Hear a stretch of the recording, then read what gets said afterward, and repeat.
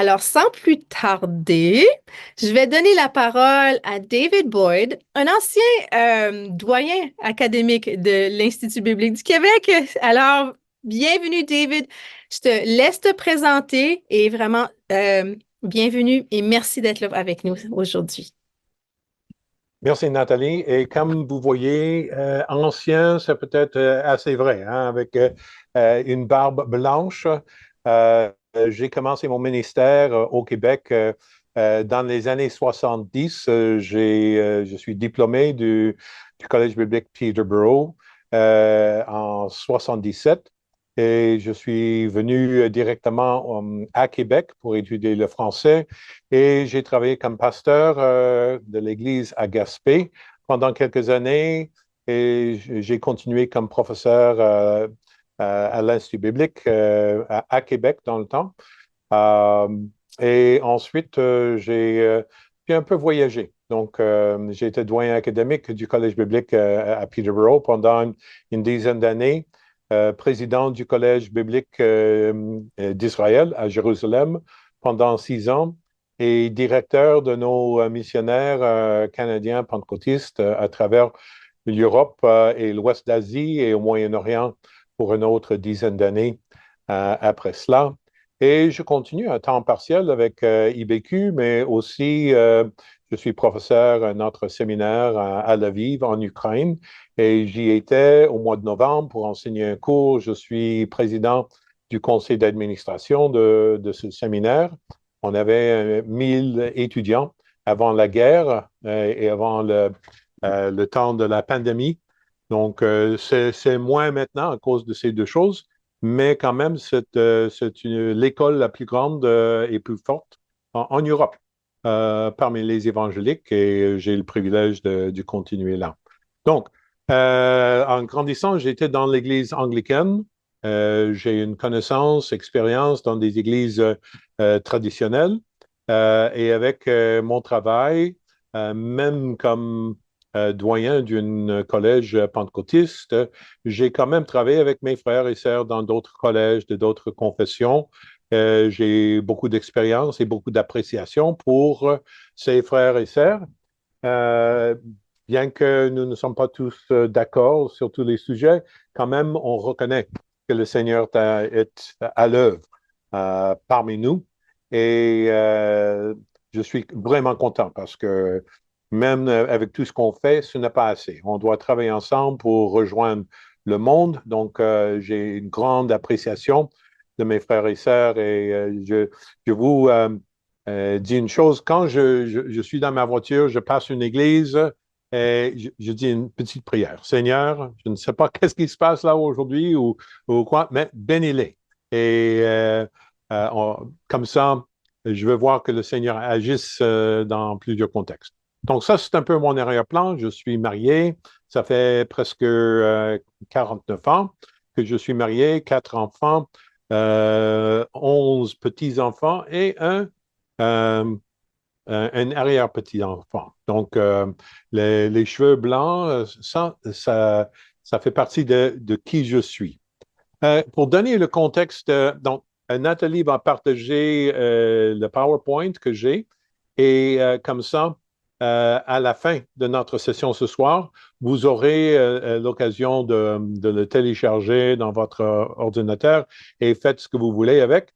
Mais comme ça, je ne peux pas prendre tout le temps que nous avons d'aller en profondeur pour chaque point parce que franchement, il y en a un peu de trop. Mais de toute façon, nous allons voir trois choses ce soir.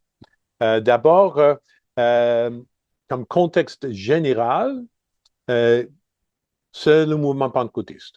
Alors moi, je ne parle pas pour mes frères, mes sœurs baptistes ou églises réformées ou autres églises.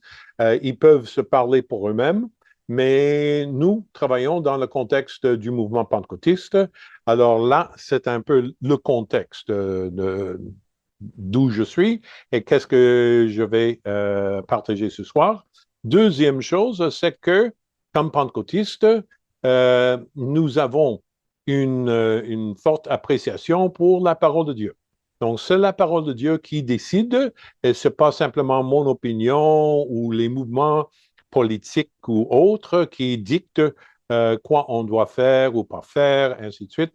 Alors, on revient toujours à la parole de Dieu, mais en même temps, il faut admettre que le mouvement évangélique tel quel aujourd'hui, soit pentecôtiste ou baptiste ou autre, c'est un mouvement assez jeune, comme mouvement séparé des églises traditionnelles.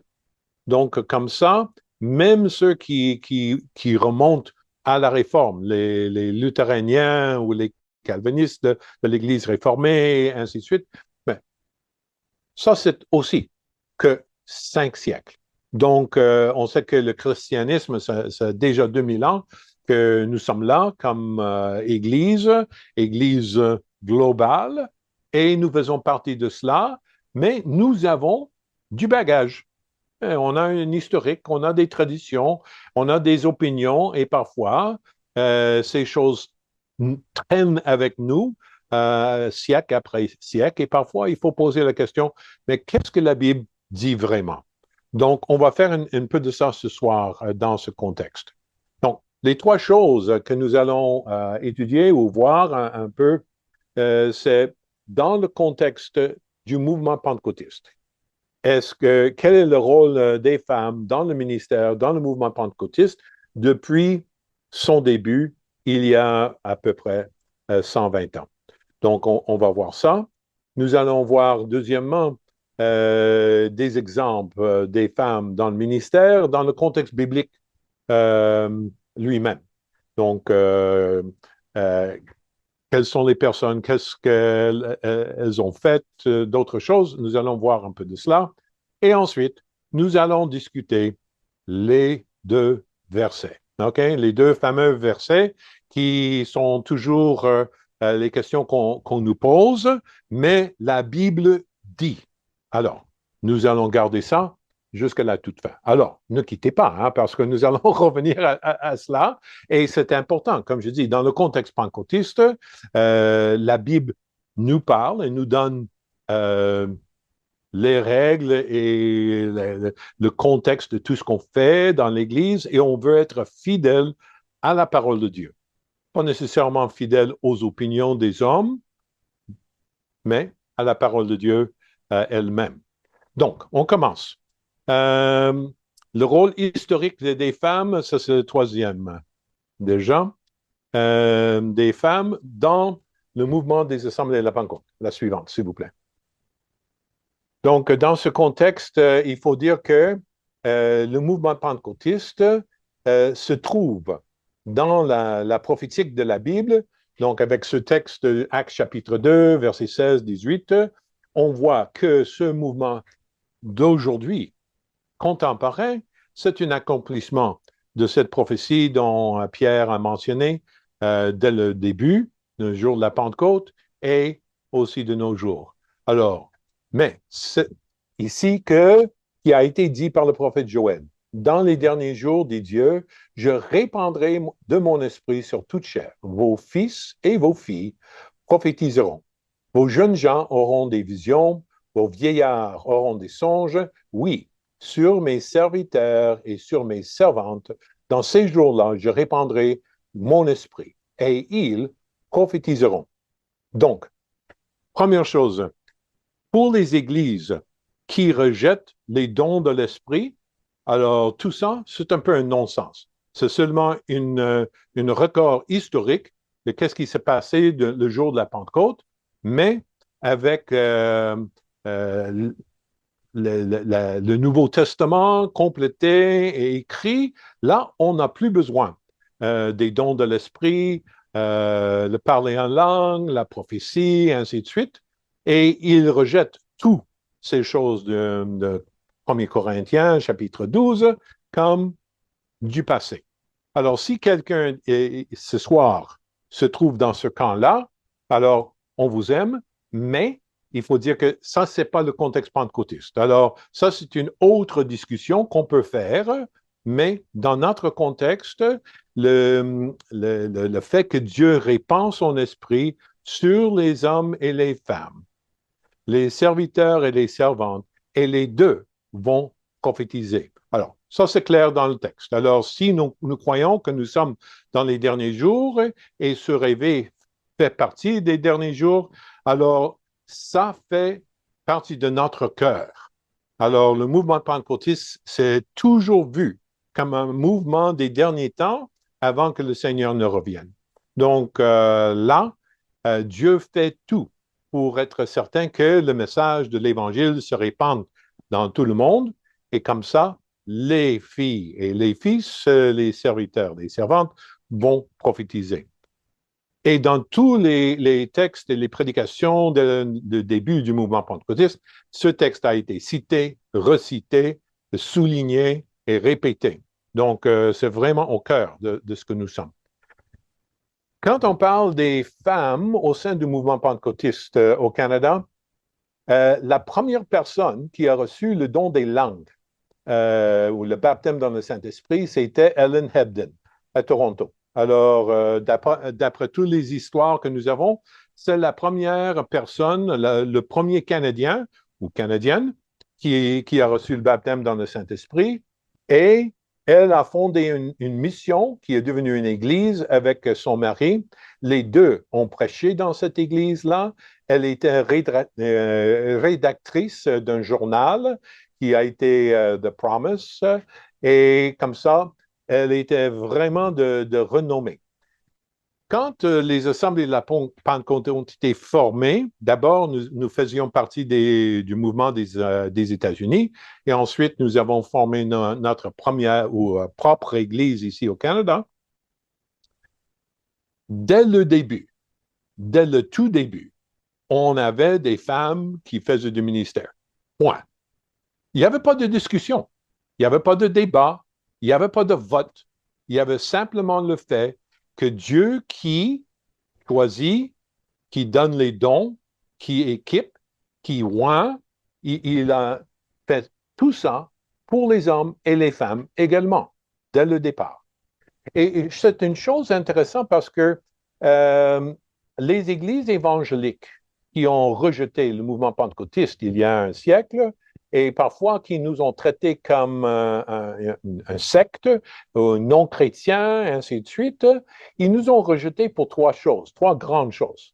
La première, c'était, on faisait l'intégration des Noirs et des Blancs. Donc, le mouvement pentecôtiste, quand Dieu est survenu sur le petit groupe sur la rue Azusa aux États-Unis, c'était des Noirs et des Blancs qui priaient ensemble. Ça, c'était extraordinaire qui est arrivé comme ça. Et un des dirigeants, c'était un Noir et pas les Blancs. Donc, ça, c'était une chose. L'autre, c'était les dons de l'esprit, dont le parler en langue, les guérisons, ainsi de suite, qui ont été rejetés par plusieurs églises qui disent que Dieu ne fait plus ça. Alors, si Dieu ne fait plus ça, alors on peut couper beaucoup de textes de notre Bible et les jeter dans la poubelle parce qu'on n'en a pas besoin. Mais nous, on a dit non, non, Dieu le fait toujours et surtout dans ces derniers jours. Et la troisième chose, dès le départ, c'était le rôle des femmes dans le ministère. Alors pour nous, c'était encore, il n'y avait pas de débat, il n'y avait pas de congrès, il n'y avait pas quelqu'un qui a donné permission aux dames. C'était un simple fait. Dieu qui a touché les vies de ces dames-là, qui ont commencé à prêcher ou évangéliser ou enseigner ou autre chose. Alors, c'était tout à fait naturel. C'était pas une décision d'un groupement, c'était pas une décision des féministes. C'était une réponse à l'action de l'esprit dans la vie de ces personnes-là. Alors, à la suivante. Pour les assemblées de la Pentecôte de Terre-Neuve, alors tout le mouvement des assemblées Pentecôte de Terre-Neuve a été fondé par une dame missionnaire qui est allée à Terre-Neuve et qui a prêché et fondé tout le mouvement pentecôtiste là. La dénomination Foursquare Church a été fondée par Aimee Semple McPherson. Il y en a beaucoup d'autres. Et même, intéressant, dans certains pays aujourd'hui qui rejettent le rôle des dames, mais c'était des dames missionnaires qui sont allées dans ces pays, qui ont prêché l'Évangile, qui ont débuté ces églises-là. Et maintenant, quelqu'un pousse en arrière en disant, oh, non, non, non, les femmes, ce n'est pas leur place. Mais au début de notre mouvement pentecôtiste, comme je dis, ce n'était pas un débat. Ce n'était pas une décision, c'était simplement un fait. Dieu qui travaille et nous, les hommes et les femmes, nous avons répondu à ce mouvement de l'esprit. Donc, chez les assemblées de la Pentecôte, femmes, pasteurs, évangélistes, professeurs d'école biblique et missionnaires, dès le début, on a eu ces quatre rôles, grands rôles de ministères ont été remplis par des femmes. Mais pas le titre. Alors, chose intéressante, c'est un peu drôle, mais au début, le mouvement pentecôtiste a rejeté l'idée d'appeler quelqu'un révérend. Parce que la Bible dit ne pas dire à quelqu'un père ou autre chose, révérend. Alors, comme le mouvement pentecôtiste, nous avons prêché contre des églises, comme l'Église catholique, qui dit que les prêtres sont les pères. Alors là, on ne l'acceptait pas, mais à un moment donné, on a changé d'idée. Pourquoi on a changé d'idée? Est-ce qu'on a trouvé des textes bibliques pour nous donner l'impression qu'on devait faire une ordination et dire que les pasteurs ordonnés sont maintenant les révérends? Non, il n'y avait pas de texte. Qu'est-ce qu'il y avait? Il y avait deux choses. D'abord, si les pasteurs qui voyageaient beaucoup pour faire d'évangélisation un peu ici et là, s'ils étaient appelés révérends, ils pouvaient voyager dans les trains à moitié prix. Donc, mais il fallait avoir un certificat d'ordination pour être reçu comme ça. Je ne parle pas du fait que même il y a certains terrains de golf qui laissent les pasteurs jouer lundi gratuitement avec un certificat. Mais ça, c'est autre chose. Mais au début, c'était les trains. Deuxième chose, c'était des mariages. Alors, le rôle de pasteur pour officier aux noces, il fallait être consacré par une religion quelconque, avec un certificat reconnu par le gouvernement. Hein? Alors, on a créé un système d'ordination reconnu par l'Église et par le gouvernement pour faire des noces. Mais vous savez qu'il n'y a aucun texte, nulle part, l'Ancien Testament ni le Nouveau Testament, qui dit qu'un pasteur doit officier à un noce. Il n'y a même pas un exemple d'un pasteur ou d'un prêtre, ou d'un lévite, ou un prophète, ou quelqu'un d'autre qui a officié un mariage quelconque dans la Bible. Alors, ça, c'est, quand je parlais du bagage, alors nous savons que l'Église romaine, catholique romaine, a 7 sacrements. L'Église anglicaine en a 5. Nous n'avons pas de sacrement. Nous avons 2 ordonnances. Les 2 ordonnances, c'est quoi?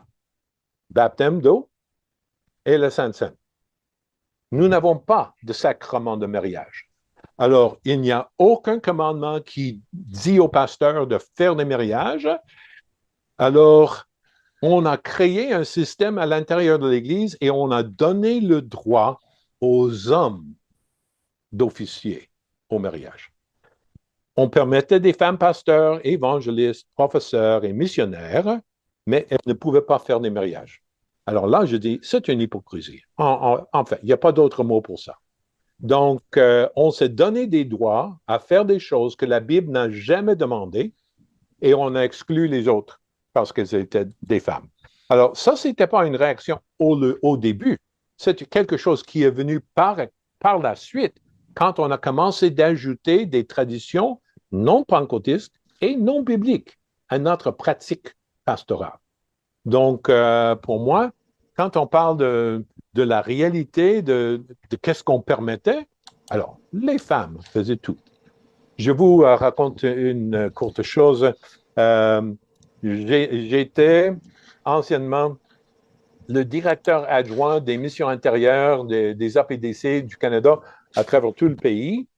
Et comme ça, j'ai eu la possibilité de voyager dans l'Arctique. Alors, dans le Grand Nord, dans les territoires du Nord-Ouest, dans le temps, je me suis promené sur la glace de la mer Arctique. Et là, on avait une réunion de dirigeants. Et une église a dit, nous avons un bâtiment dans une petite île qui s'appelle l'île Holman, dans la mer Arctique. Et il y a peut-être 400, 500 personnes qui habitent ce village. Et on va vous donner cette église si vous trouvez un pasteur pour mener l'église. Alors, la discussion était très intéressante. Alors là, il cherchait qui on pourrait envoyer là. Mais voyons, non, on ne peut pas envoyer un homme célibataire parce que, non, être tout seul comme ça, un village si loin dans le Grand Nord, c'est tellement froid, être seul comme ça, non, c'est incroyable. Non, on ne peut pas faire ça. Il faut trouver un couple marié comme ça, on peut les envoyer comme ça, ils vont soutenir l'un et l'autre. Eh bien, alors, ils ont commencé leur recherche d'un pasteur et une femme pour aller à Holman Island. Environ 6 mois plus tard, j'ai parlé avec les dirigeants. J'ai dit, est-ce que vous avez trouvé un couple pour cette église-là? Non, on n'a pas trouvé un couple. On a envoyé une femme. Alors, moi, j'ai ri. Pas parce que c'était une chose impensable, mais un homme célibataire, c'était impensable. Un couple, peut-être. Mais sinon, une femme célibataire peut faire ce que les hommes ne peuvent pas faire. Donc, on a envoyé une femme. Et si vous étudiez l'histoire du mouvement pentecôtiste dans le Grand Nord, dans l'Arctique, le collège biblique a été fondé par une femme, beaucoup d'églises ont été fondées par les femmes, missionnaires, ainsi de suite. Donc, ce n'est pas quelque chose de nouveau. Mais j'ai ri quand j'ai entendu ça. Donc, dans notre contexte, on avait toujours les femmes qui faisaient du ministère, mais on ne leur a pas donné le respect d'un titre. Dans les années 40, on a changé d'idée et on a permis et on a ordonné les femmes, mais je ne sais pas si c'était le congrès suivant ou sursuivant, je ne sais pas, mais on a changé d'idée, on est retourné en arrière et les femmes qui ont été ordonnées avec un certificat de révérend, on leur a demandé, s'il vous plaît, retournez vos certificats. Wow! Et ces femmes l'ont fait. Mais elles ont continué de faire leur ministère. Après la Seconde Guerre mondiale, quand beaucoup d'hommes sont retournés au Canada, qui étaient soldats, qui ont vu les horreurs de la guerre et qui ont décidé de donner leur vie dans le service du Seigneur, on voit, et même dans le collège biblique où j'étais, à Peterborough, on voit une saute dans l'enregistrement des étudiants. Le nombre des étudiants après la guerre, c'était à 50%. C'était pas 5% de plus, c'était 50% de plus. On avait beaucoup d'hommes et quand ils ont été diplômés, alors là, on cherchait des églises. Alors, des églises qui parfois ont été fondées par des femmes. Et une idée est venue à la tête de certaines personnes, c'est qu'on a des femmes dans le ministère parce qu'il n'y avait pas d'hommes. Non, ça c'est faux. On avait des femmes dans le ministère parce que les femmes étaient appelées et douées par le Saint-Esprit de faire le ministère. Même s'il n'y avait pas d'hommes, s'il y avait d'hommes, peu importe. Mais après la guerre, on avait tellement d'hommes et dans le début des années 50, il y avait cette vision de la famille qui était le mari qui revenait avec cravate et habit complet, madame qui était à la maison dans une jolie robe, avec des talents hauts, qui était prêt pour l'accueillir à la maison après une journée de difficile travail au bureau, ainsi de suite. Alors, cette vision de la famille a pris la place. Ce n'est pas une vision biblique, c'est une vision d'une certaine tradition des années 50, mais en même temps, on a poussé des femmes en dehors du ministère ou dans des coins de plus en plus éloignés. Alors, des endroits où les hommes ne voulaient pas aller, on avait des femmes qui sont allées. Donc, soit en Afrique, soit en Asie, ou soit dans le Grand Nord. Donc, on a vu ça. Dans les années 80, 84 pour être exact, j'étais jeune pasteur et j'étais, à ce moment-là, je travaillais au Bureau national à Toronto. Je suis allé au congrès et c'était mon troisième congrès. Euh, En 82, il y avait un débat sur le rôle des femmes dans le ministère. Alors, notons bien, les femmes étaient dans le ministère. On les a toujours permis de faire le ministère, mais pas donné la reconnaissance. Mais durant un débat sur si on va leur donner le titre révérend ou non, un homme se levait debout dans le congrès et a dit, ces femmes n'ont pas besoin d'être ordonnées, elles ont besoin des maris. Wow! Wow! J'étais vraiment offensé qu'une personne puisse parler de cette manière en public, dans une conférence, là où on discutait les idées. Alors, des différences d'opinion, ça va. On peut discuter le pour et le contre d'une chose. C'est pourquoi nous avons des congrès. Mais offenser des femmes comme ça et ne pas reconnaître que Dieu agissait dans leur vie et à travers leur vie, pour moi, c'était une honte. C'était vraiment une honte. Alors, en 84, quand la question a été resoumise pour la discussion, là, la question était différente. C'était simplement, vu que nous avons des femmes qui font tout ce que les hommes font, sauf mariage et le titre. Alors, donnons le titre en reconnaissance de ce qu'elles ont déjà fait. Alors là, c'est moi et quelques autres qui ont présenté des documents au Congrès et le Congrès a voté en plus que, je pense que c'était vraiment 84% en faveur de donner le titre révérend aux femmes dans le ministère qui ont déjà fait leurs preuves. Et là, on a donné le droit et ça a continué maintenant, ça fait 40 ans depuis lors, mais nous avons les femmes qui font le ministère et qui ont la reconnaissance comme les hommes pour la même chose. Mais je trouve intéressant qu'après 40 ans, après avoir discuté ça, discuté la Bible, ainsi de suite, on revient à cette question. Et pour moi, je dis ça c'est personnel. Pour moi, quand quelqu'un qui se dit pentecôtiste rejette les femmes dans le ministère, moi je vous le dis, c'est pas un pentecôtiste. C'est un baptiste dans une église pentecôtiste. Et j'aime les baptistes, mais ils ont leur église. Nous, comme mouvement pentecôtiste, nous avons cette réalité du mouvement de l'esprit dans les hommes et les femmes. Et là, c'est Dieu qui décide, pas moi. Et même dans notre service d'ordination, nous disons que nous reconnaissons ce que Dieu a déjà fait. Et nous donnons une bénédiction. Nous disons Amen à ça. Nous ne transmettons rien à la personne sauf notre bénédiction. La bénédiction est importante, mais je n'ai pas besoin. Il faut dire, Dieu m'a appelé. Les Assemblées de la Pentecôte du Canada ne m'ont pas appelé. Une école biblique ne m'a pas appelé. Une église ne m'a pas appelé. Ce n'est pas un métier, c'est un appel qui vient de Dieu. Et les dons pour accomplir ce rôle de ministère viennent de Dieu. Donc, s'il m'appelle, s'il m'accorde les dons, s'il me donne son onction et sa bénédiction, oui, est-ce que j'aimerais que les autres voient et se disent Amen, nous voyons ce que Dieu fait? Oui, mais sinon, je vais aller ailleurs. Pour moi, c'est Dieu qui m'a appelé. Donc, dans ce contexte, alors, on parle un peu, ça c'était le mouvement pentecôtiste, le rôle des femmes dès le départ jusqu'à aujourd'hui, et les discussions sur un titre qui n'a jamais été mentionné dans la Bible. Alors, est-ce que vous avez des questions? On va prendre quelques instants si vous avez des questions au sujet de ça à l'intérieur de l'historique du mouvement pentecôtiste.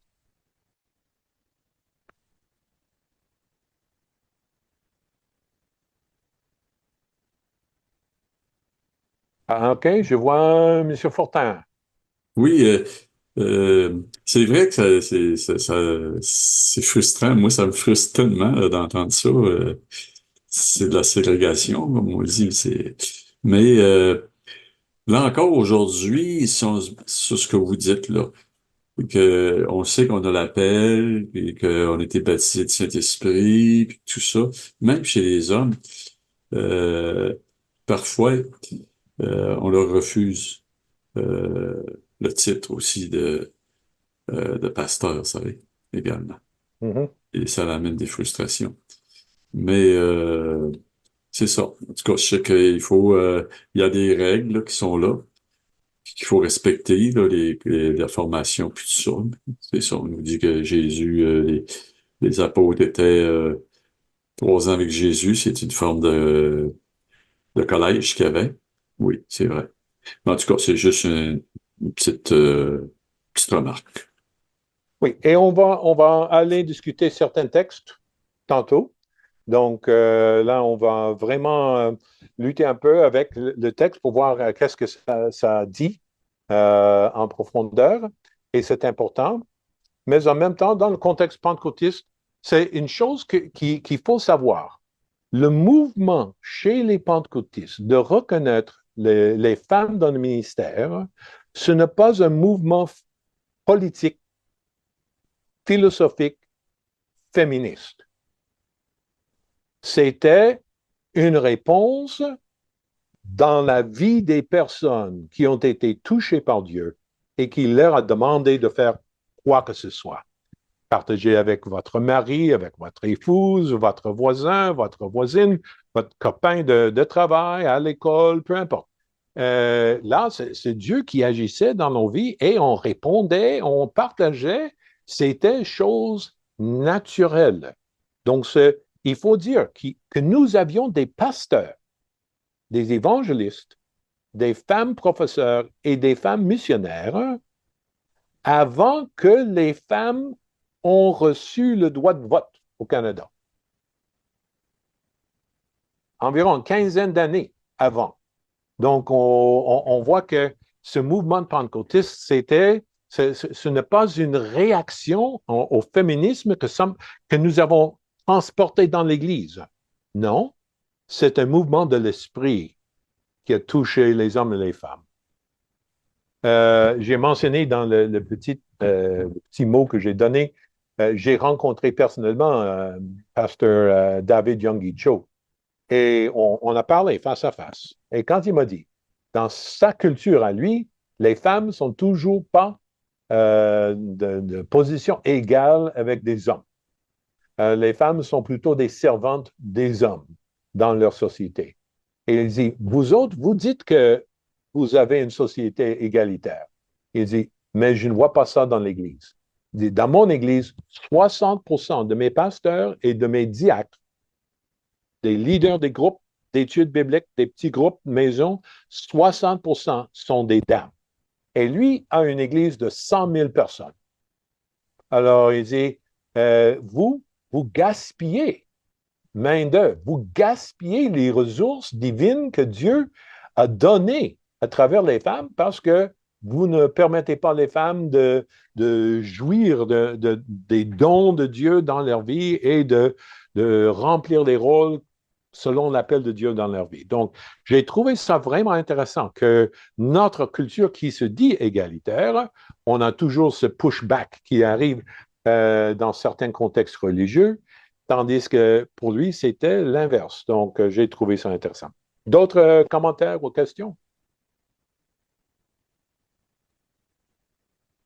Bon, Moi, nous allons faire... Oh, ouais, oui, Nathalie. je voulais juste mentionner, ça m'a marqué lorsque vous disiez que les femmes, au début du mouvement pentecôtiste, puis charismatique et tout ça, qu'on se nommait pas comme pasteur ou quoi que ce soit, puis ça m'a marqué comment Amy Simple McPherson, malgré avoir commencé un mouvement par avoir une méga church au début des 1900, elle s'appelait Sister Amy McPherson, comme Oui, ça. Tu sais, c'est oui. la première Et, fois que... et même nous, hein, parce que on nous appelait frères et sœurs. Et souvent, on n'appelait même pas une personne pasteur. Même, oui, on reconnaît que la personne était pasteur, soit homme ou femme, mais on ne les appelait pas révérends ou pères, mais toujours frères et sœurs. Ah oui. Irène? Moi, ce que j'ai aimé, ce que tu as dit, c'est que malgré que les femmes n'avaient pas de titre, elles continuaient leur travail, leur mission, l'appel que Dieu leur avait donné. Mhm. Oui. Et là, quand j'étais jeune pasteur, dans, dans, dans ces années 80, 82 et 84, quand j'ai vu la façon qu'elles ont été maltraitées par certains de mes frères, j'avais honte de ça et j'ai constaté que ces femmes, si c'était moi, si quelqu'un m'avait traité de cette manière-là, je pense que j'aurais réagi encore plus fort. Mais ces femmes-là avaient une certaine humilité qui était vraiment incroyable. Quand on les a insultées, offensées, au lieu d'attaquer, elles sont OK, je laisse le Seigneur juger. Alors là, elles ont continué de faire le ministère sans entrer dans un combat avec les hommes. Et avant que je ne présente le document que j'ai présenté en 84, j'ai demandé à ces dames, je dis, mes sœurs, s'il vous plaît, cette fois, dans le combat, laissez-moi et d'autres hommes parler pour vous. Parce que c'est facile de réagir et dire quelque chose d'émotionnel parce que ça touche un corde sensible. Mais comme ça, je dis non, laissez-nous parler de votre part. Et là, ça fait beaucoup de différence parce que là, elles ont eu beaucoup de soutien des hommes qui avaient une certaine reconnaissance dans le mouvement et ça parlait beaucoup plus fort. Je vois, pasteur, mais je ne sais pas votre nom. Pardon. Moi, c'est Serge. Serge, OK, Serge. Oui, moi, j'ai eu l'occasion de tourner pas mal vers l'Europe et la Suisse, Belgique et tout ça. Mhm. Et la question de culture dans la femme, la question de la femme, arrive, je parle des ADD de la France, que la femme n'est pas très bien reçue pour enseigner. Tu vas aller vers les frères Jutan, oublie ça. Donc, il y a beaucoup de cultures que même certains pasteurs ici au Québec aussi qui sont pas très ouverts non plus face à la femme. Donc, moi, ce qui m'intéresse ce soir dans le sujet, c'est tout ça, l'aspect de la culture, l'aspect d'ouverture d'esprit. Et je pense, moi, je me suis fait fermer la porte 2 fois à cause du ministère de la Femme. Donc, il me demandait la position, c'était quoi ma position face à la femme dans l'Église. Moi, j'ai toujours été clair. J'ai pas le problème, mais eux avaient un problème dans ma direction face à la femme. Tu vois, j'étais dans les églises des ADD, des églises Pentecôte de la France.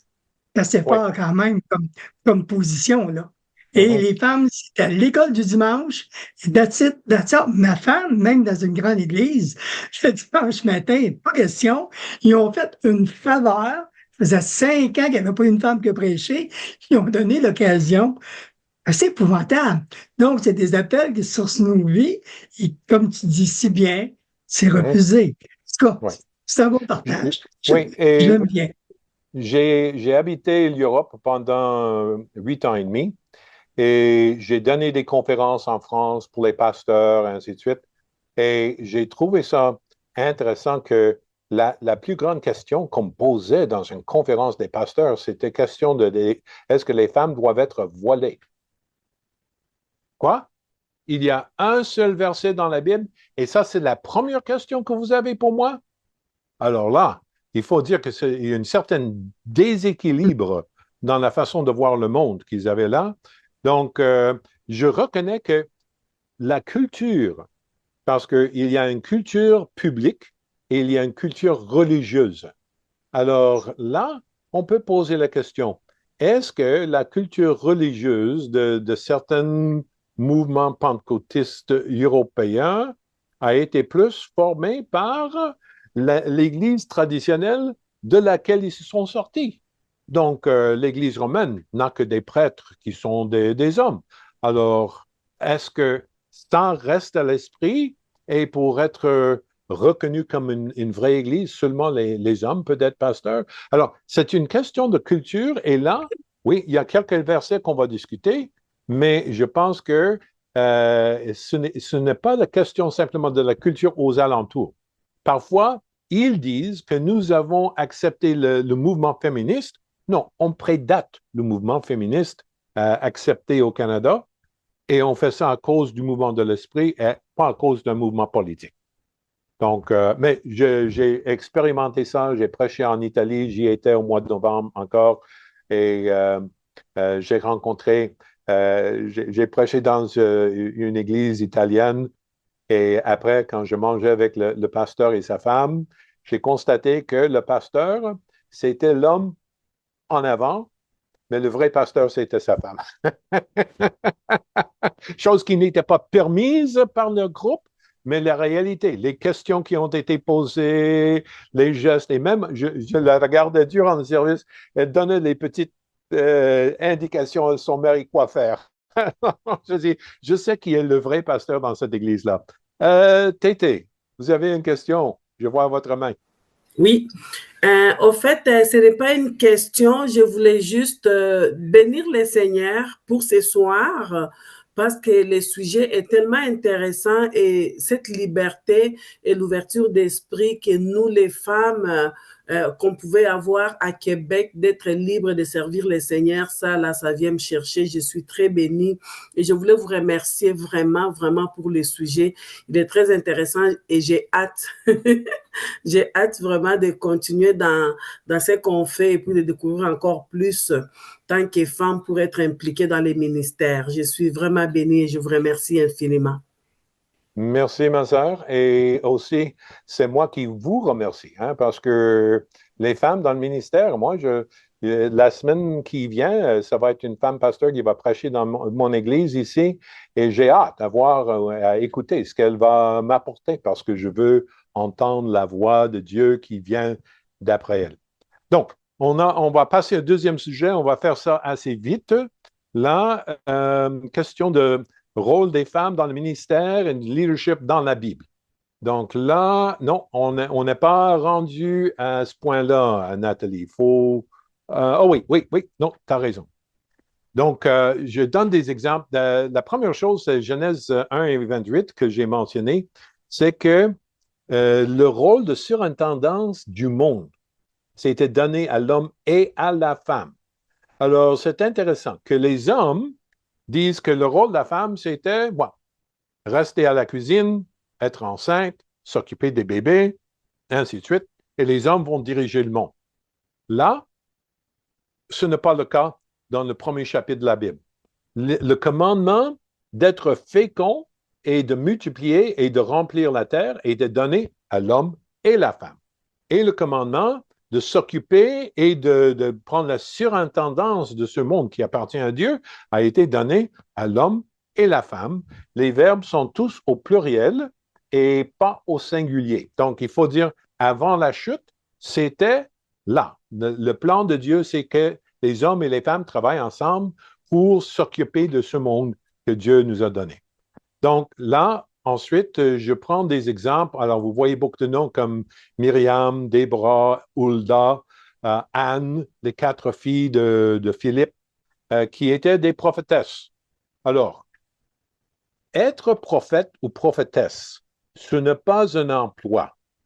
C'est un appel et c'est Dieu qui accorde la possibilité. C'est l'Esprit de Dieu qui donne la capacité d'être prophète ou prophétesse à ces personnes-là. Donc, ce n'était pas une question simplement de justice. On a des hommes prophètes, alors il faut avoir des femmes prophètes. Non, on avait des femmes prophètes parce que Dieu les a appelées et Dieu les a oints, Dieu leur a équipées et elles ont fait un ministère qui a été reconnu à travers tout le Bible. L'Ancien Testament et dans le Nouveau Testament, nous avons des femmes qui sont mentionnées comme prophètes. Donc, le don de prophétie a été donné aux dames et pas simplement aux hommes. Donc, les deux ont reçu cela.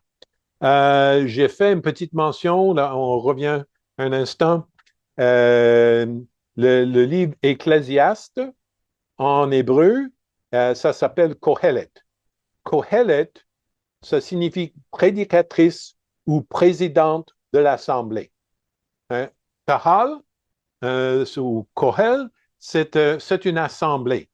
Alors, le Kohelet, c'est la personne qui dirige l'Assemblée qui est une femme. Okay? Alors, Avec le mot ecclésiaste, on n'a aucune idée de qu'est-ce que ça veut dire. D'abord, parce que ce n'est pas un mot français ou anglais. Et ensuite, le mot Kohelet, mais le mot Kohelet, c'est clair que c'est une femme.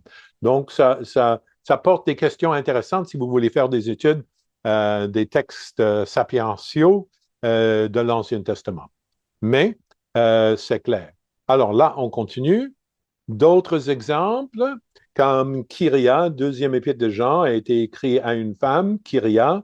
Alors, c'est comme le Kyrios, qui est Seigneur, qu'on appelle Jésus comme notre Seigneur. Alors, c'est un titre aussi, c'est un nom, c'est un titre, mais il y a beaucoup d'exégètes qui croient qu'elle était pasteur d'une église. Donc, elle a été appelée ça. Nous avons Prisca, et dans toute l'histoire de Prisca et son mari, les noms ont été écrits d'une certaine manière qu'elle avait la présidence. Alors, elle était le plus important des deux. Et selon Jean Chrysostome, qui vivait dans le IVe siècle, lui a indiqué qu'elle était l'enseignante plus que son mari.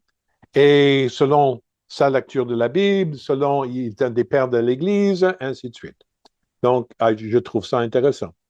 Le Romains 16, on a un certain nombre qui ont été mentionnés dans ce texte, mais Phébé est appelé diacre.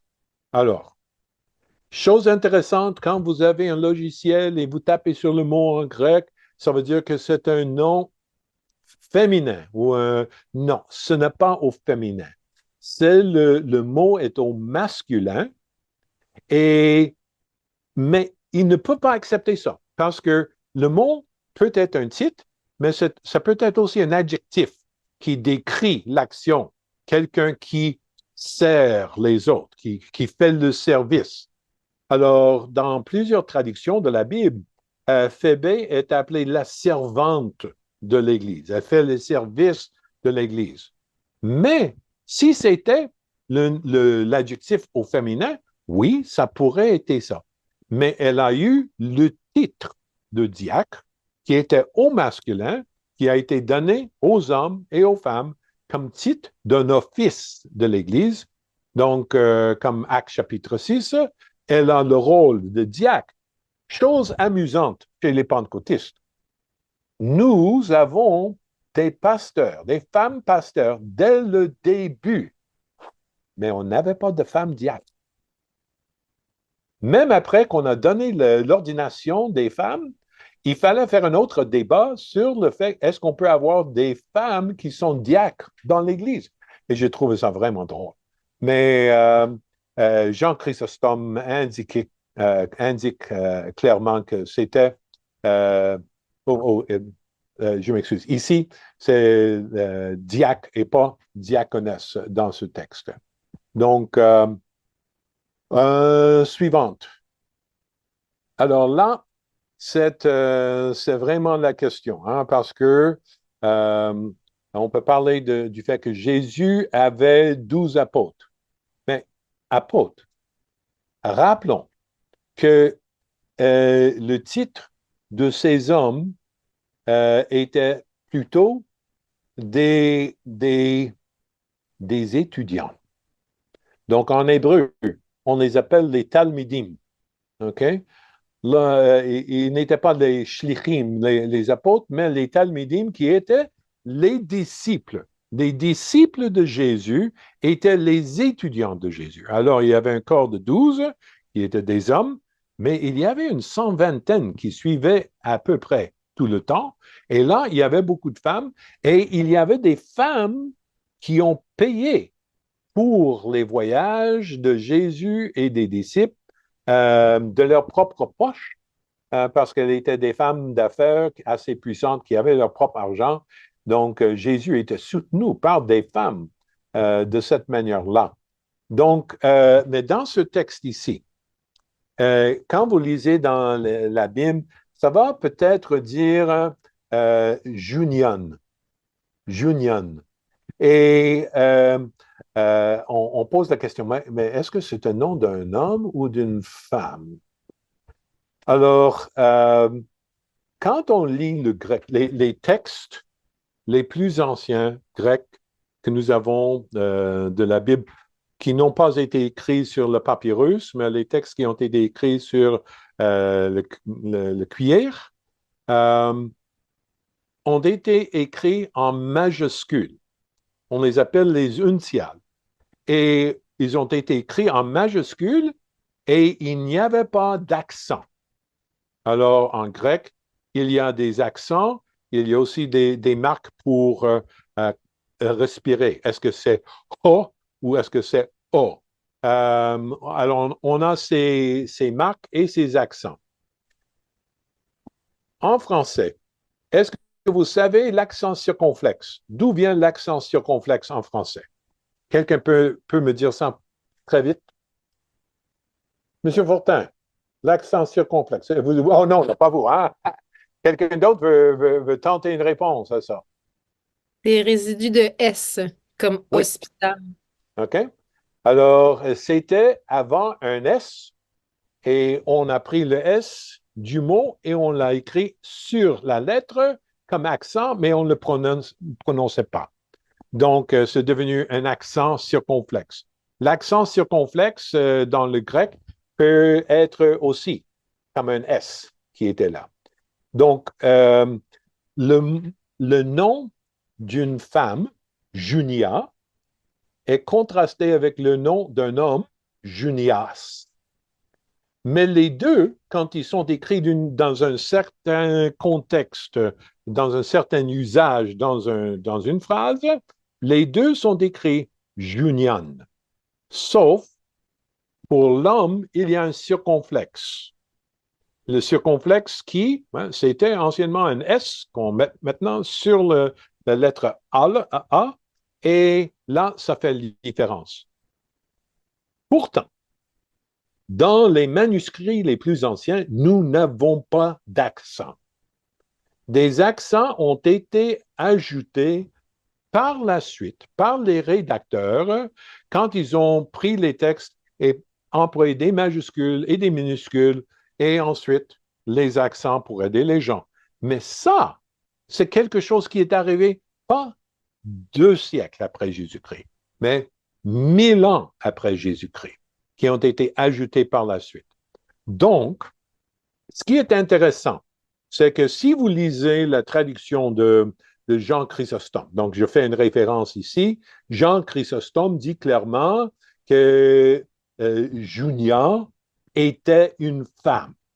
Et il le dit d'une façon assez surprenante, comme lui, il est surpris du fait qu'elle a été nommée apôtre et de renommée parmi les apôtres à cause des bonnes œuvres et les accomplissements de son ministère. Elle a été reconnue comme apôtre et qu'elle était apôtre avant que Paul n'était pas. Donc, alors, il écrit tout ça et c'est clair, c'est clair. Dans le 4e siècle, père de l'Église, Junia, c'était une femme et dans ce contexte, Junian n'aurait pas eu de circonflexe. Le traducteur qui a travaillé dans le 19e siècle, à la fin du 19e siècle et vers le début du 20e siècle, il a dit dans les notes en bas de page that a woman should have been an apostle is out of the question. Qu'une dame aurait pu être apôtre, c'est hors de question. Alors là, il a traduit ce que Chrysostome a dit, mais il le rejette à cause de quoi? À cause de ce qui a été écrit? Non, à cause du fait que dans sa tête à lui, c'est une chose impensable, donc ça doit être un homme. Mais autre chose qui est intéressante, c'est que dans certains manuscrits, ils ont fait une faute et au lieu de dire Union, ils ont dit Julian. Et donc, il y a certains textes qui, parce qu'ils savaient que c'était une femme, mais ils n'étaient pas certains est-ce que c'est Union ou Julian, comme Julie. Alors, ils ont varié entre ces deux, mais dans tous les cas, c'était un nom féminin et pas masculin. Donc, toute la question de qui peut être diacre, pasteur, prophète, évangéliste ou apôtre. Nous avons des exemples dans la Bible qui pourraient nous aider à voir cela. OK. Là, il faut que j'arrête. Mais avec toute cette liste, on pourrait étudier chacun de ces cas. Mais je note toute la longue liste pour une raison. C'est que nous croyons que toute la Bible en entier va ensemble. Alors, si Dieu appelle les femmes, si Dieu équipe des femmes, et les femmes sont prophètes, c'est un don spirituel, ce n'est pas un métier. Alors, c'est Dieu qui l'a fait et pas les hommes. Ce n'est pas les femmes elles-mêmes qui ont décidé d'être prophétesses. C'était Dieu qui a décidé ça. Donc, dans tout le Bible, Ancien Testament, Nouveau Testament, nous voyons des femmes qui font de ministère. C'est certain qu'il y a moins de femmes qu'il y a d'hommes qu'on voit dans ces textes-là. Ce n'est pas une question de nombre égal d'hommes et femmes, 50% des hommes, 50% des femmes, non, mais les personnes que Dieu appelle, c'est lui qui choisit, pas nous. Et donc, quand on vient, maintenant on va voir ces deux fameux versets, quand on considère ces versets-là, il faut le faire dans le contexte de toute la Bible, où on voit que Dieu a appelé les femmes, Dieu qui donne les dons à des dames. Alors là, si Dieu fait ça, est-ce qu'il a changé d'idée? À un moment donné, l'apôtre Paul vient et dit, toute l'histoire des femmes qui ont fait ceci et ça, on arrive au bout, on n'a plus besoin des femmes. Ouais. Dieu a changé d'idée, Dieu a fait une faute, il s'est repenti d'avoir appelé des femmes dans le passé? Non. Alors, ces deux textes, nous devons les lire dans le contexte de la Bible en entier. Donc, d'abord, le texte de 1 Corinthiens. Alors, je note que ce n'est pas simplement verset 34. Verset 34 se trouve dans une section qui commence à verset 26 jusqu'à verset 39, et c'est une question de l'ordre dans l'assemblée, dans le culte. Alors, et ça, ce n'est pas simplement une question des dames, c'est des gens qui ont donné des messages en langue. Alors, est-ce qu'il y a quelqu'un pour le traduire? Combien de personnes peuvent donner un message en langue en même temps? Qui peut aller en premier? Un message en langue ou quelqu'un qui a une révélation? Ou une autre personne qui dit, j'ai un hymne, je veux chanter un hymne. Ou un autre qui a une instruction, ou des prophètes. Ainsi. Alors, il y a une longue liste des gens qui font de ministère où même on sait que Dieu inspire ces personnes de dire ou faire quelque chose à l'intérieur de l'assemblée, mais l'apôtre Paul n'a pas dit « ne faites pas ça ». Il dit « mais faites ça en ordre et pas dans le désordre ». Ce n'est pas un concours, ce n'est pas une compétition qu'on fait. Chacun va avoir son occasion de partager. Faisons ça tranquillement, ensemble, en ordre. Ce n'est pas tout le monde qui parle en même temps. Alors là, ça, c'est le contexte. Ce n'est pas une question théologique. Est-ce que les femmes peuvent prêcher ou non? Donc, on vient à ce texte et ça dit, verset 34, que les femmes se taisent dans l'assemblée. Car il ne leur est pas permis d'y parler, mais qu'elles soient soumises, comme le dit aussi la loi. Alors, je vous pose une simple question. Si ce texte est un enseignement théologique à jamais, comme ça apparaît ici, que les femmes se taisent dans l'assemblée, alors elles ne peuvent pas enseigner ou faire quoi que autre chose, pas prier, pas prophétiser, pas donner des messages en langue ou interprétation, ainsi de suite, que les femmes se taisent, comme dit la loi. Alors, la première question que je pose, quelle loi? Et la réponse, c'est qu'il n'y en a pas de loi. Il n'y a aucun texte dans l'Ancien Testament qui dit ça. Aucun texte. Alors, qu'est-ce que l'apôtre Paul dit ici? Alors, ici, loi, c'est plutôt une question de tradition, leur façon de faire les choses. Ce n'était pas la loi de Sinaï, ce n'est pas les 10 commandements, ce n'est pas les 613 commandements, ce n'est pas tous les textes de l'Ancien Testament. Il n'y a aucune référence ici qu'on peut indiquer. C'est ce texte-là. Donc, il parle de quelque chose d'autre. Et dans le contexte juif, et si vous avez visité des anciennes synagogues, vous pouvez voir qu'il y avait la salle principale, et là, il y a un balcon qui fait le tour. Et souvent, dans la pratique juive, les femmes étaient sur le balcon, les hommes étaient en bas. Alors, pourquoi c'est important ici? Parce qu'il faut lire verset 35. Alors, verset 35, la prochaine diapo, c'est très important pour nous parce qu'il continue. Que les femmes se taisent, quoi? Si elles veulent s'instruire sur quelque chose. Écoutez, c'est clair. Il ne dit pas si elle veut enseigner, si elle veut prophétiser, si elle veut prier, si elle veut donner un message en langue. Non. Si elles veulent s'instruire sur quelque chose, qu'elles interrogent leur mari. OK. Là, arrêtons un moment. Le mot femme en grec, comme le mot femme en français, peut signifier une personne du sexe féminin ou une femme mariée, une épouse. Les deux choses sont possibles. Alors, si verset 34, c'est pour toutes les femmes, tout le genre, tout le sexe féminin, rejeté parce qu'elles sont du sexe féminin, qui ne peuvent pas parler en l'Église, taisez-vous. Ou, ici, ça dit clairement, si elle veut s'instruire sur quelque chose. Donc, assis dans le balcon, Marie est en bas, quelqu'un prêche, elle a une question. Hey, qu'est-ce qu'il veut dire par ça? Qu'est-ce qu'il veut dire par ça? Hey, Joseph, je suis là. Hey, qu'est-ce qu'il veut dire par ça? Alors, on a de désordre dans l'Église. Et ils disent que ces femmes se taisent signifie si elle veut s'instruire sur quelque chose, qu'elle interroge le mari à la maison. Ça ne veut pas dire qu'elle ne peut pas enseigner.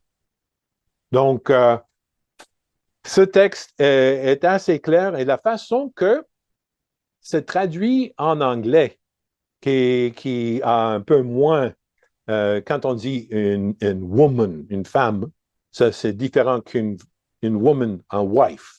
Deux mots séparés, mais en anglais, verset 35, c'est adressé à des femmes mariées qui doivent interroger leur mari. Ce n'est pas enseigner leur mari, ce n'est pas enseigner l'assemblée, c'est de poser des questions à haute voix qui créent le désordre.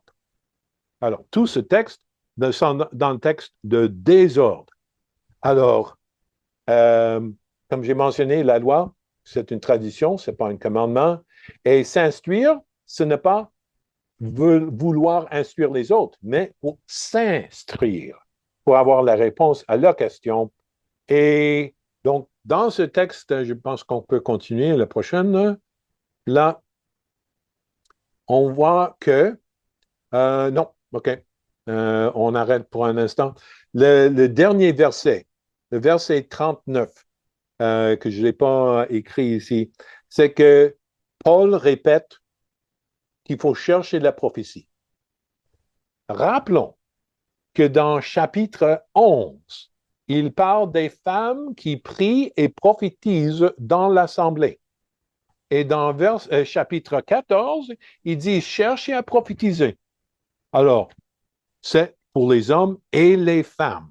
Donc, quand il dit un verset 39, cherchez ça, c'est pour les femmes aussi bien que les hommes. Et ici, ça n'a aucune chose à voir avec qui enseigne, qui prêche, qui donne un message en langue, qui exerce quelques dons spirituels que ce soit, qui prie à haute voix. J'ai assisté dans des réunions de l'Église pentecôtiste, comme Serge a mentionné en Europe. J'étais en Roumanie. Et là, dans certaines églises pentecôtistes, on ne permet pas aux femmes d'apporter leur Bible dans l'Église. Pourquoi? Parce que quand le pasteur lit un texte et les femmes ouvrent leur Bible, peut-être elles vont bouger leurs lèvres quand elles lisent le texte, et ça va donner l'impression que ces femmes vont vouloir enseigner des hommes. Alors, fermez la Bible, gardez ça à la maison, restez dans le coin et ne dites rien. Alors là, je dis, il y a quelque chose qui ne marche pas avec ça. Ça, ce n'est pas la Bible. Donc, pour moi, pour ce premier texte, 1 Corinthiens 14, c'est une question de désordre et des gens qui s'interrogent, qui interrompent, qui parlent en même temps que des autres. Ce n'est pas une question des femmes qui parlent dans l'Église. Pas en tout, comme on dit au Québec. OK? Prochain texte, nous allons voir dans 1 Timothée, chapitre 2, versets 11 et 12. Alors, là, que la femme écoute l'instruction en silence, avec une entière soumission. Je ne permets pas à la femme d'enseigner, ni de prendre de l'autorité sur l'homme, mais elle doit demeurer dans le silence. Wow! Quel texte fort! Mais je vous dis une chose, que c'est mal traduit dès le début, presque à la fin. Donc, et ça, c'est une traduction, la traduction, nouvelle traduction Genève. Alors, ça fait quoi, une quinzaine, vingtaine d'années que ça a été traduit, mais c'est d'après une certaine tradition aussi, où on n'accepte pas que des femmes puissent prêcher dans une église. Mais je vous donne quelques exemples. Alors, j'ai marqué en rouge, en silence, et à la fin, silence. Là, au milieu, vous voyez le mot silence en rouge et c'est écrit. Mais au début du chapitre, quand ça dit « Je veux que vous priez pour les autorités, pour les rois, ainsi de suite. » Pourquoi? Pour que vous meniez une vie paisible et tranquille. Wow! Alors, c'est un bon commandement aujourd'hui. Prions pour nos gouvernements. Prions pour le premier ministre au Québec. Priez pour le premier ministre au Canada. Priez pour nos maires. Priez pour les gens qui sont en direction, dans quelque manière que ce soit, pour que nous puissions mener une vie paisible et tranquille. Alors, dans ce même chapitre, là, quand c'est écrit tranquille, c'est le même mot qui est traduit ici comme en silence. Alors pourquoi, quand il s'agit des hommes, nous sommes tranquilles, paisibles, mais pour des femmes, taisez-vous. Alors là, c'est une faute de traduction. Et ça donne une impression qui n'est pas dans le texte. Deuxième chose, que la femme écoute l'instruction en silence, ça donne l'impression que la seule manière qu'une femme peut apprendre quelque chose, c'est d'écouter un homme donner de l'instruction. Mais en réalité, le verbe en grec, c'est que la femme étudie ou apprend en tranquillité, de façon paisible. Alors, ça, c'est autre chose. Parce que c'est la femme qui lit, c'est la femme qui étudie, c'est la femme qui veut grandir dans sa foi, mais il faut faire ça d'une manière tranquille. Pas en silence, mais tranquille. Suivante, ça dit avec une entière soumission. Qui a dit que cette entière soumission, c'est aux hommes? C'est une imposition au texte. Mais quand on ajoute écoute l'instruction, ça donne l'impression qu'elle doit écouter l'instruction d'un homme en entière soumission. Mais ce n'est pas ça qui est écrit dans le texte. Le texte dit, si elle veut apprendre, elle va apprendre de façon tranquille et être en soumission entière. Qu'est-ce que ça veut dire? Ça veut dire qu'elle va se soumettre à la parole de Dieu et de ce qu'elle apprend quand elle étudie. Même chose pour nous, les hommes. Hein? Ce n'est pas assez de dire lisez votre Bible, les hommes, mais vous lisez la Bible et quoi? Ensuite, quand on apprend quelque chose, il faut le mettre en pratique. On doit se soumettre à la parole de Dieu. Alors, Paul a dit que les femmes doivent être en soumission, non pas à un homme, mais à la parole et à l'apprentissage qu'elles font de la parole de Dieu. Donc, ça, c'est une première chose. Et voyons que le terme silence, ça revient plus qu'une fois. Rappelons que le contexte de cet épître a été écrit à Timothée, qui était le pasteur de l'Église à Éphèse. Alors, si on revient aux Actes des Apôtres et l'histoire du réveil à Éphèse, et qu'est-ce qui s'est passé quand les hommes qui faisaient des idoles perdaient de l'argent, parce qu'il y a beaucoup de personnes qui sont devenues chrétiens, qui rejetaient les idoles, ainsi de suite. Ils ont créé des émeutes et ils ont battu les apôtres, ainsi de suite. Alors, Éphèse, c'était la capitale de quoi? C'était le centre du culte de Diane ou Artémis. Alors, c'est une déesse grecque et romaine, alors dépendant de quel nom, Diane ou Artémis. Et selon ce culte, Diane est à l'origine des êtres humains et elle a créé la femme en première et pas l'homme. Et les femmes à Éphèse étaient en contrôle, dirigeaient le culte, qui étaient les leaders de tout. Alors, quand le mouvement chrétien est venu, et les hommes et les femmes sont devenus croyants, mais pour des femmes qui étaient habituées à diriger à cause de leur idée sur Diane et le rôle des femmes, donc elles ont voulu imposer ça et ça a causé des ennuis, pas des petits ennuis, des grands ennuis pour Timothée qui était leur pasteur dans le temps. Donc, dans ce contexte de cette mythe ou religion de Diane, alors on commence à comprendre qu'est-ce qui s'est passé dans ce texte-là. Alors, après qu'il a dit qu'il ne permet pas la femme d'exercer de l'autorité sur l'homme, il dit, parce que la femme n'a pas été créée en première, mais l'homme. Mais la femme qui a fait la faute avant l'homme. Donc, qu'est-ce qu'il fait? Il fait le contre de ce culte de Diane, il fait une correction. Mais quand on revient sur le mot « je ne permets pas une femme d'exercer de l'autorité », alors ce mot « exercer de l'autorité », on appelle ça un hapex legomenon. Ça veut dire que ce mot apparaît seulement une fois dans toute la Bible. Une fois. Donc, on ne peut pas regarder d'autres textes pour voir qu'est-ce que ça signifiait, parce que c'est la seule place qu'on voit ça dans la Bible. Quand on trouve ce mot dans la littérature grecque, alors ce mot « autentain » a le sens de violence.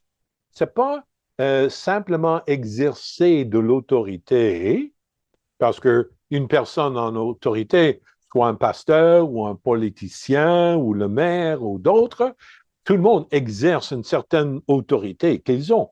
Ça, c'est pas violent. Ça ne devrait pas être violent. Mais dans ce contexte, ce mot signifie une action qui est dominée, violent, et même dans certains contextes, quand le mot a été employé dans la littérature grecque, ça parlait de meurtre. Alors, quelqu'un qui prend l'autorité en tuant l'autre personne pour pouvoir exercer leur propre autorité qu'ils ont pris par force. Alors là, quand on comprend ça, l'apôtre Paul dit « Je ne permets pas à une femme de faire ça ». Mais il aurait pu dire que je ne permets pas à un homme aussi de faire ça. Mais ceci était à Éphèse. Et le problème à Éphèse, c'était avec les femmes. Donc, ceci n'est pas un commandement général donné à l'Église à tout jamais, mais c'était une question dans le contexte de l'Éphèse. Sinon, alors là, on vient au dernier verset de cette section. On s'est dit, non, on revient. C'est verset 15. Elles, les femmes, seront néanmoins sauvées en devenant mères. Alors, si vous prenez ce texte comme traduit, mal traduit, traduit comme vous voulez, mais si vous prenez le texte comme traduit et vous le prenez au pied de la lettre, alors là, il faut continuer de prendre ça au pied de la lettre jusqu'au bout.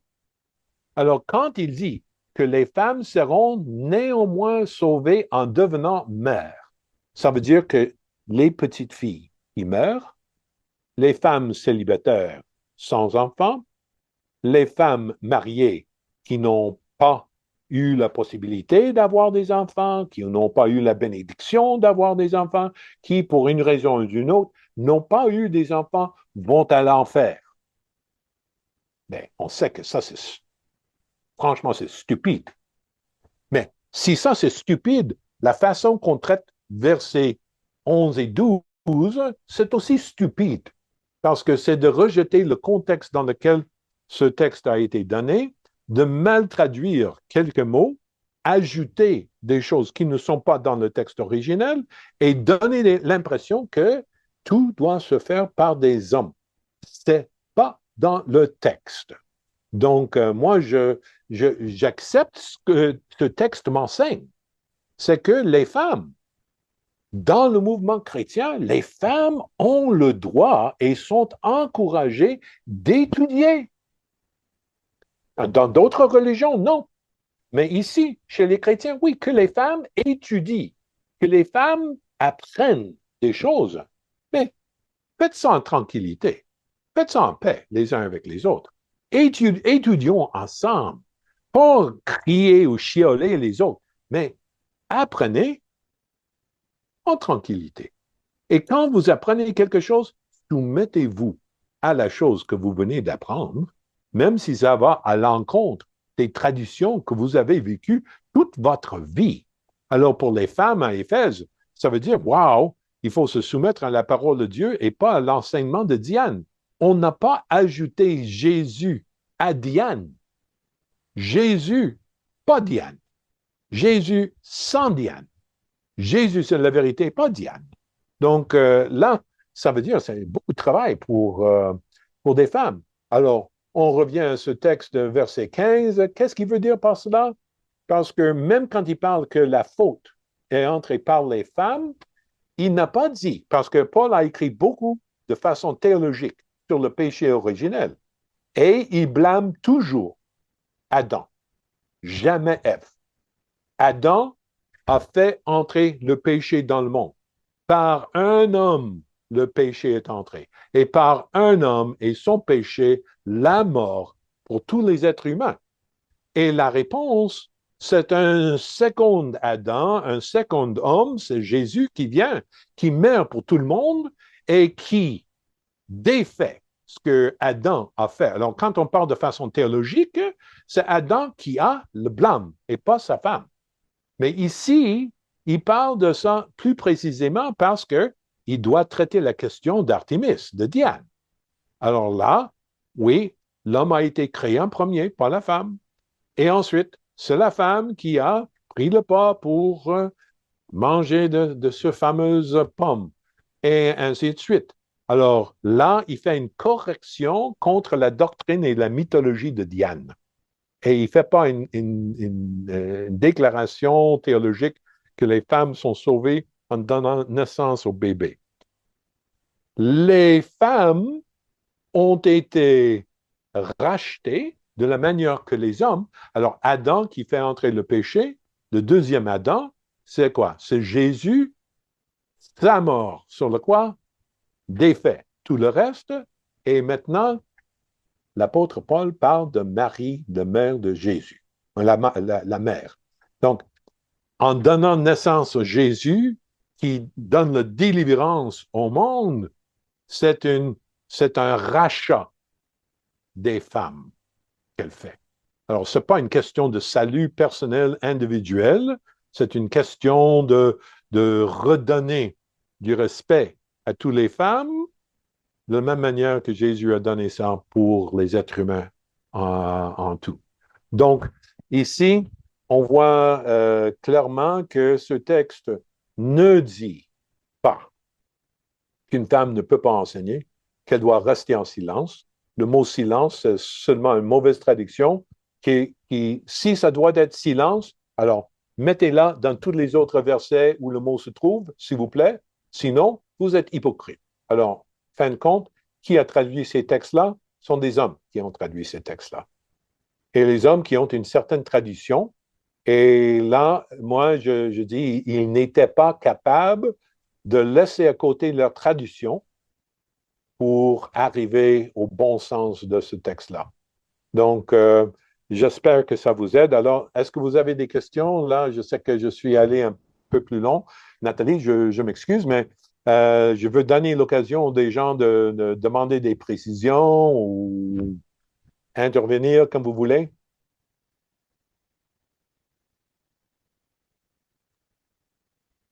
Absolument. Posez vos questions, profitez-en. Est-ce que vous pensez un jour de publier ce genre d'études-là? Ce serait intéressant qu'on puisse retrouver ça. Oui, disons que si vous cherchez, c'est déjà écrit.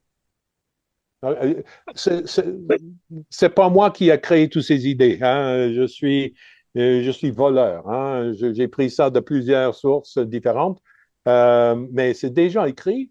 Mais là, ce que je fais, et j'essaie de faire ce soir, dans quelques courtes minutes, de mettre ça au clair. La Bible en entier parle des femmes en ministère que Dieu fait. La prophétie des derniers jours, c'est des femmes en ministère, comme Dieu fait. Alors, ces deux versets doivent être comprises dans le contexte du reste de la Bible. Là, il faut poser d'autres questions et le lire plus précisément. Mais là, vous pouvez rédiviser ça si quelqu'un veut m'envoyer des courriels qui ne sont pas contents avec ce que je dis. Ça va. Mais non, je n'ai pas l'intention de l'écrire moi-même. Si j'avais des projets d'écrire des bouquins, ce serait d'autres choses.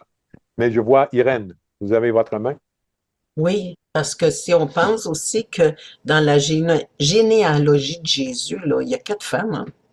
Oui. Ben, il y en a 5. Parce que moi, j'ai prêché un sermon au mois de décembre. Mon pasteur m'a demandé, parce que je ne suis plus pasteur d'église, je fais d'autres ministères, il m'a demandé de prêcher la généalogie de Jésus. Et là, j'ai pris les 4 femmes, mais Oui. le 5e se marie. Donc, il y a, en fait, il y a 5 femmes dans la généalogie de Jésus et des histoires épouvantables et remarquables en même temps. Donc, oui, il y a beaucoup de rôles des femmes. Et moi, je crois, un jour, je vais me tenir devant le Seigneur. J'ose espérer qu'il va me dire, bien fait, mon fils. Mais je vais savoir, ouais, je sais déjà qu'il y a beaucoup de femmes qui ont agi sans reconnaissance, sans aide, avec d'opposition, avec de la haine, la misogynie, tout ça. Ces femmes qui ont fait un ministère malgré tout ça vont se tenir devant Jésus et il va leur dire encore, bien fait ma fille. Et là, je pense que ça va me dépasser de loin. Et je serai très humble d'être reconnu de quelque manière que ce soit, mais je pense qu'il va y avoir beaucoup de femmes qui ont agi dans les ténèbres, mais Dieu va le déclarer clairement à tous et toutes ce qu'elles ont fait. Tété. Merci. Je voulais juste savoir combien de temps ça va nous prendre notre formation et à la fin de la formation, est-ce qu'on aura un petit certificat? Alors, si vous parlez de l'école biblique, là, ça dépend de quel programme que vous faites pour formation. Et je sais que Nathalie ou David peut expliquer ça, dépendamment, mais certainement, il y a des certificats, peu importe le programme que vous faites, il va y avoir des certificats. Mais pour devenir pasteur, il faut faire le programme au complet pour avoir une reconnaissance comme pasteur. Mais pour faire le ministère, commencez hier. OK? Vous n'avez pas besoin d'attendre un certificat pour faire du ministère. J'ai prêché mon premier sermon dans une église anglicaine quand j'avais l'âge de 15 ans. Donc, et j'ai prêché mon sermon devant la foule la plus grande de ma vie jusque-là, avec 5000 personnes quand j'avais l'âge de 17 ans. Donc, j'avais aucune reconnaissance, aucune étude théologique formelle, ainsi de suite.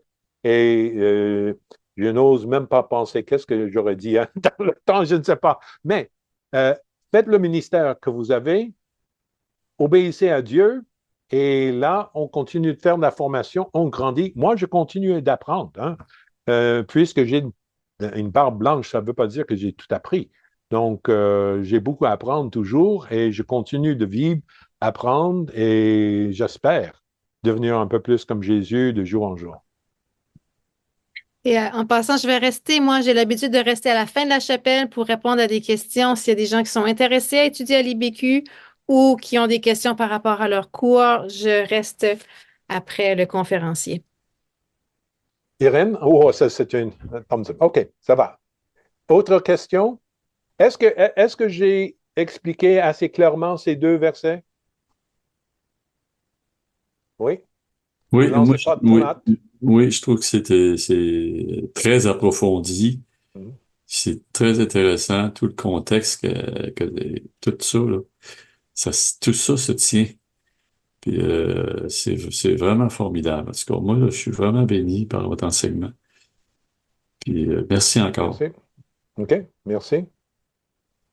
Bon, alors Nathalie, là, je pense qu'on a dépassé d'une vingtaine de minutes. Je vois, Angèle, vous avez levé la main, Angèle? Oui, oui, oui, bonjour, bonjour. Oui, mais je vous vois pas. Ok, je sais pas ta part. Je sais que c'est pas obligatoire, mais c'est bien. Ok, bonjour, allô, Bonsoir. allô. Ben oui, c'est pour donner suite avec Richard. Allô tout le monde. Je pense que ce que j'aimais le plus, c'est quand on dit prendre de l'autorité, là, en fait, là, on n'a pas l'impression que prendre l'autorité, des fois, ça peut aller jusqu'à la violence, là. Tu sais, aujourd'hui, on est dans une société où que l'autorité, c'est vraiment mal vu, en plus, là.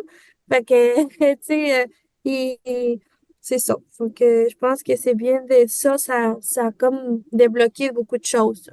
Mhm. C'est C'est bien. vraiment intéressant. Merci. OK?